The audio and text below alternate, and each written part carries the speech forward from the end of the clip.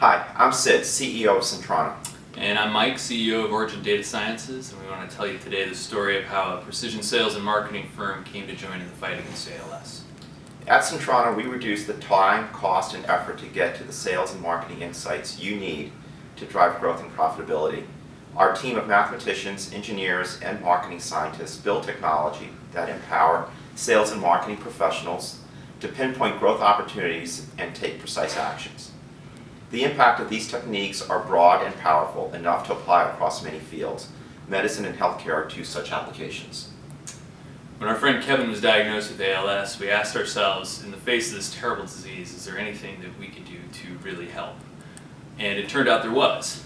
Now, many people know that ALS is a terminal illness, and many people also know that the life expectancy of an ALS patient after diagnosis may be 3 to 5 years. But what many people don't know about ALS is that ALS progresses very differently across different patients. Some patients may only survive for a few months after diagnosis, while other patients may live for years or even decades. I think two of the most prominent examples of ALS patients are Lou Gehrig and Stephen Hawking. And Lou Gehrig passed away only 2 years after his diagnosis, but Stephen Hawking has been living with ALS for several decades. And it's not because Stephen Hawking is getting some sort of superior scientific treatment. It's just the way that ALS manifests.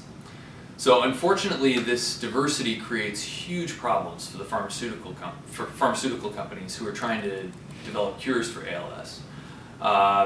Greater challenges than you have in other diseases, in fact, because when you have a disease that progresses so heterogeneously, it's hard to measure whether or not your drug is having a desired effect on a patient, because that patient may have survived for a long time anyway.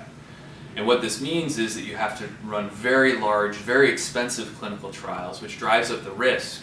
And it's a big part of the reason why in the last almost 20 years, there have been no new drugs approved for ALS. And in that same period of time, there have been over 30 drugs that have failed in late-stage clinical trials. So, what's the solution?